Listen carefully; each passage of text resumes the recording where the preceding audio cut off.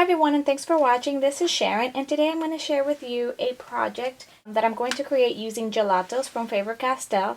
They're a really cool medium to work with, and I'm going to be sharing a link underneath the description bar directly to my blog where you can find more information on the product and this project.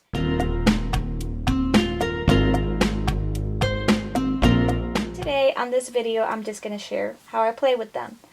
So I'm going to make a small canvas, and it's going to be a gift, and I wanted to use one of my daughter's pictures on it. So this is the picture I'm going to use, and I'm going to make an it's about 6 by 8, I would say, flat canvas, and that's what's going to be my base of this project. And I'm going to be using, of course, some of the Faber-Castell Gelatos. I just pulled a few colors that I think I'm going to use. I just picked some that would, go well with my picture. So I'm also going to use a mini mister, and this is from Ranger. I'm going to use several stamps, I believe. I'm still not quite sure exactly what I'm going to do, but I have more or less of an idea. I'm also going to use some clear stamps, and those are from Technique Tuesday Ali Edwards stamps, and they're the Favorite Memories. That's the name of them, by Technique Tuesday. I think I'm also going to incorporate some ribbon. I'm not sure which ones I'm going to use yet, or if I'm going to use them at all. I might use some twine or might not. I'm not sure. Going to use my Versamark and clear embossing powders to stamp my images. These are Hero Art stamps, and this one is a Stampendous. So as I said, I have more or less of an idea, but I'm not quite sure. I might end up changing things, but I can't wait to show you how cool these work. So let's get started. Alright, so the first thing we're going to be doing is making a background on our canvas, and I'm going to be using the Emboss Resist technique, using my stamps, my clear embossing powder, and the Gelatos. So let's get started.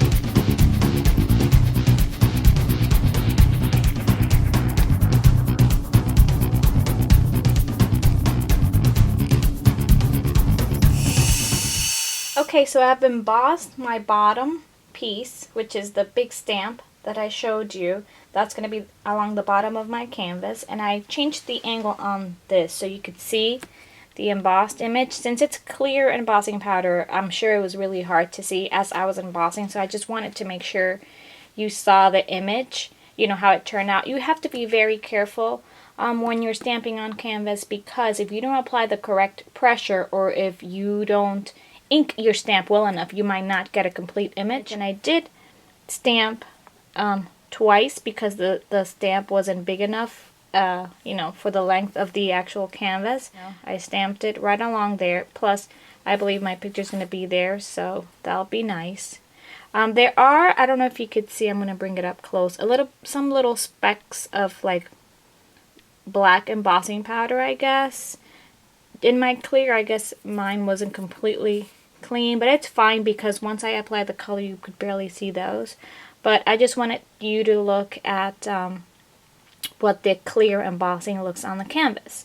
Now, what I'm going to do next is, let me zoom out a little bit, is I'm going to emboss my sentiment that I want to show on this canvas, and I'm planning to put it up here.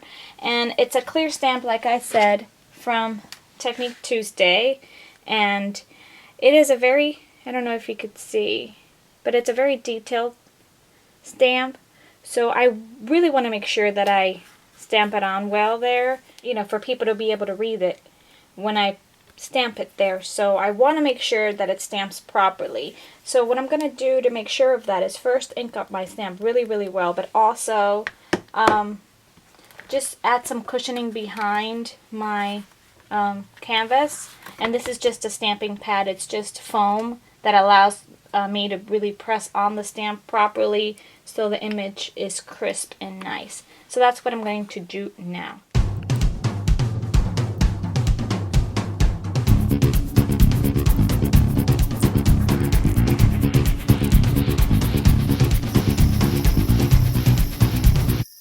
we are now ready to start applying color to our canvas. And again, we're going to use the Faber-Castell Gelatos. And what these are so cute. I really like their packaging. They look like chapstick, don't they? These are just pigment sticks, and they're very creamy in consistency. And all you do is, turn the bottom here of the cap to release the product. They're super creamy, just like chapstick, I would kind of describe it. And they're very vibrant and can be used with or without water. Today we're going to use them with water, and I'm going to be using, like I said before, my mini mister. So let's get started. This is my canvas, and I'm just going to start applying my gelatos direct to the canvas how I want it. Then I'm going to spray some water, use a brush, and blend everything in, and then probably buff a little bit with a baby wipe just to bring out the background that I just stamped.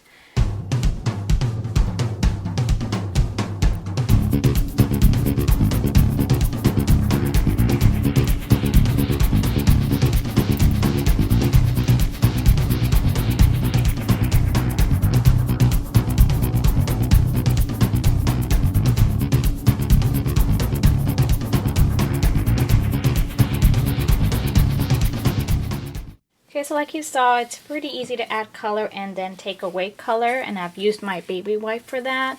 And I'm still not quite happy with my result, so I can still add color if I want to. So that's what I'm going to do. I'm just going to tweak it until I get the right color combo that I want. So that's what I'm going to do next.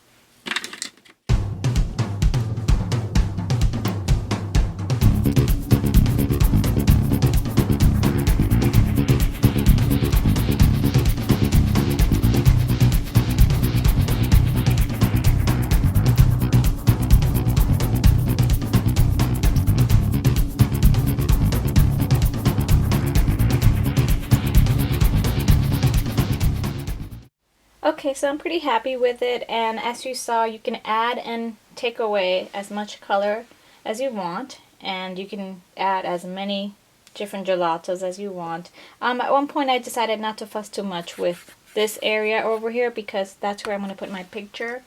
So, there's no point in blending in there. I wanted to make sure that the edges look pretty nice and exactly the color that I wanted. I added more darkness over here just to pop the the sentiment over here. So now it's just a matter of me putting the elements together to finish this project.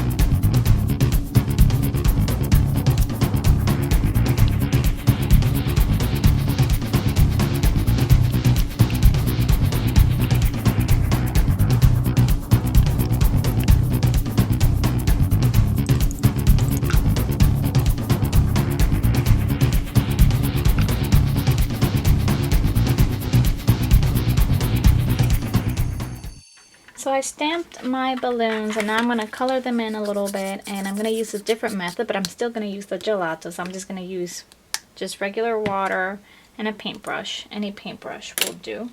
And I'll just try to make it match my project. So I'm going to try, let me see, to use some of these colors and pick them up from her dress.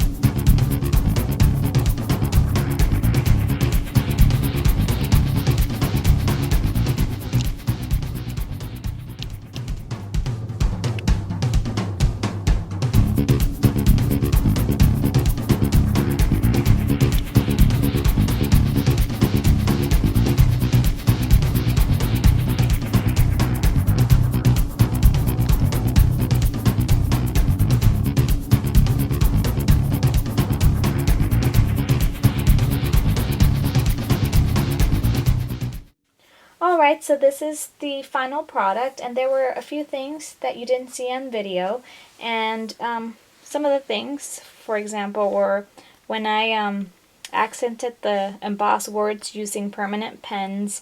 And the reason I did this, I really wanted the sentiment to really stand out, and since the stamp itself was very detailed in the canvas, it was kind of hard to see it. So I just took several colors that I took, from the dress, and then I just accented the words and then used some black just because I embossed these in black just to, get everything matching. I also embossed this ribbon buckle before I added the pearl using an embossing powder from Sparkle and Sprinkle. It's called Antiquities, and it has like a brown tint to it, so I used it just to make this less silver, because these buckles come in silver, so I didn't want that, so I embossed it. Then I just put the pearl here. And then another thing you didn't see was when I added this banner, and it's a wooden banner from My Mind's Eye, from one of their embellishment collections. I believe this is the Fun Day craft collection by My Mind's Eye, so I did that. And also in the back I added the Tim Holtz small easel, which I cut out using the Tim Holtz Alterations die. The small easel die looks like this, and I just cut it with chipboard, medium weight chipboard. And then I took my snow cap dabber and I painted it. And I usually do, I stomp the dabber on there just to get the texture on the chipboard. I don't know if you can tell. And then I added some tissue tape, Tim Holtz tissue tape, all around the edges where the score lines are, just for reinforcement. And then I glued it to the back. This is the back of the canvas. It looks like that. So it's pretty clean in the back, very finished. So that's it. This is the canvas. I hope you enjoyed it. If you have any questions, please let me know.